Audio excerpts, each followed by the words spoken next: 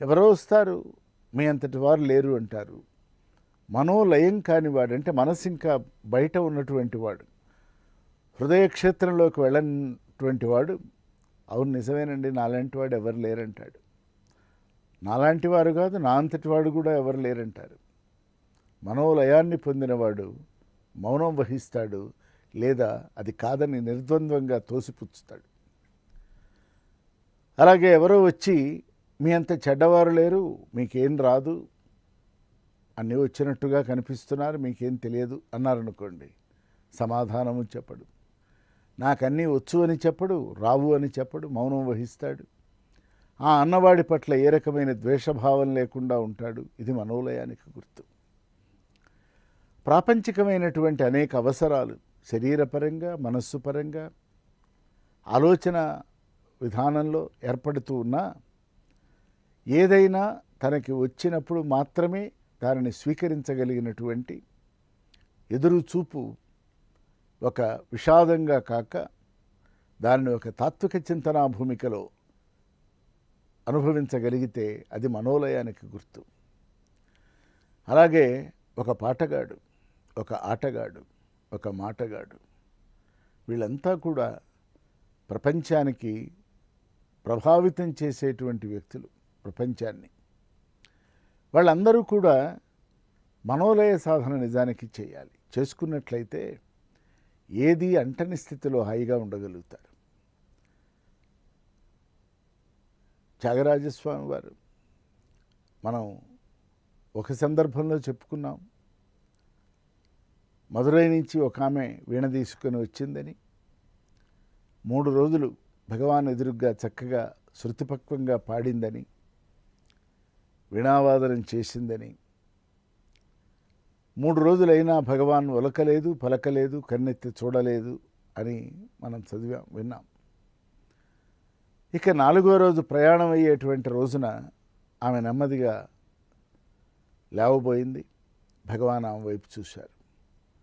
భగవాన్ చూడగానే ఆమె లేచి నుంచొని, భగవాన్ త్యాగరాజస్వామి వారి వలె పాడి తరించాలి, అనుగ్రహించండి అన్నది. భగవాన్ ఏం మాట్లాడలేదు. మళ్ళీ వారికి వినపడిందో లేదో అని, త్యాగరాజస్వామి వారి వలె నేను పాడి తరించాలని అనుకుంటున్నాను, మీ అనుగ్రహం కావాలి భగవాన్ అని అడిగింది. భగవాన్ నెమ్మదిగా సమాధానం ఇచ్చారు. త్యాగరాజస్వామి వారు పాడి తరించలేదమ్మా, తరించి పాడారు. పాడి తరించటం అనేది ఇంకా మనోలయం కాని స్థితి. తరించి పాడటం మనోలయం అయిపోయిన స్థితి, అంతే. భగవాన్ కావ్యకంఠులకి తొలినాళ్లలో ఇచ్చిన సందేశం తపస్సు అంటే ఏమిటి, నే తపస్సు చేశాను అనటానికి గుర్తేమిటి అంటే మనోలయం కూడా తపస్సే. వారిచ్చిన సమాధానం ఏమిటి, తపస్సు చేయకముందు నువ్వు ప్రపంచంలో ఉంటావు, తపస్సు ఫలించిన వేళ, పూర్తయినటువంటి వేళ ప్రపంచమే నీలో ఉంటుంది. ఇది పాడి తరించటం, తరించి పాడటం, ఇవన్నీ కూడా ఒక పరమాద్భుతమైనటువంటి శక్తులు. త్యాగరాజస్వామి వారు ఇట్లా యోగాల మీద, లయయోగాల మీద మాట్లాడలేదు, కానీ శాంతము లేక సౌఖ్యము లేదు అన్నారు. అది మనోలయం, దానికి గుర్తది. అంటే శాంతమే సుఖము, సౌఖ్యం ఎక్కడి నుంచి వస్తుంది? నీ మనస్సు శాంతిగా ఉన్నట్లయితే, ప్రశాంతిగా ఉన్నట్లయితే సుఖాన్ని కూడా నీవు కొంత అనుభవించగలవు. కానీ ఈవేళ ఆధునిక మానవులుగా మనందరం సుఖం లేకపోతే శాంతి లేదంటున్నాం. చూసారా, శాంతము లేక సౌఖ్యము లేదల్లా తిరగబడింది. సౌఖ్యము లేక శాంతము లేదంటున్నాం. నెమ్మదిగా సాంప్రదాయకమైనటువంటి యథార్థ స్థితి వైపు మన మనస్సుని మనోలయం చేసుకోవాలి.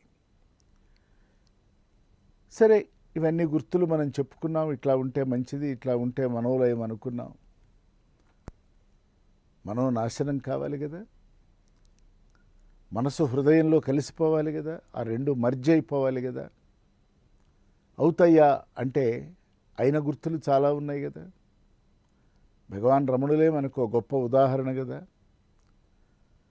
కాబట్టి ఈ మనస్సు నెమ్మది నెమ్మదిగా లయయోగ సాధన చేసి చేసి మనోలయము అంటే ఈవేళ దాన్ని కూడా ఒక ధ్యానంగా మనం చెప్పుకుంటున్నాం, కానే కాదు.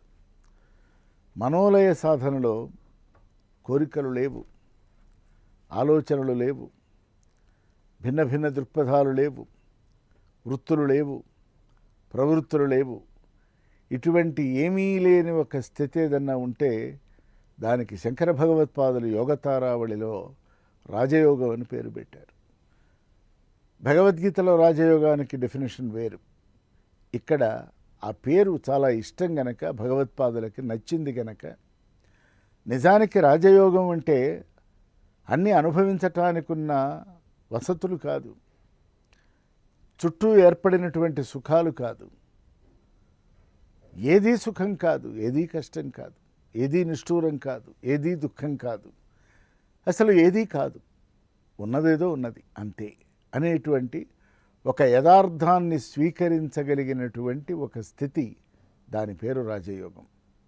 అక్కడ ధ్యానాలు అక్కరలేదు, శాస్త్ర విశ్లేషణలు అక్కరలేదు, ప్రవచనాలతో పనే లేదు, మాటలన్నీ వెనక్కి మౌనం ఆవహిస్తుంది.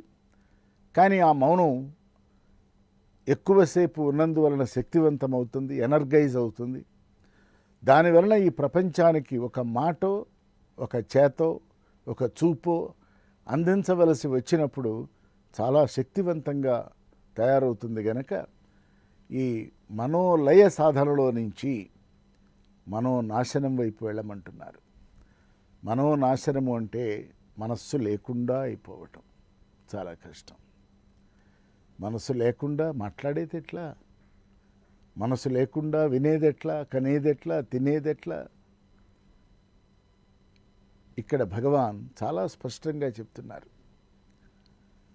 మనోనాశనము అంటే మనస్సుని పెడగా ఉంచుకున్న మనస్సుని తెచ్చి హృదయంతో కలుపు, ఆ రెంటికి ఒక అనుబంధం ఏర్పరచు.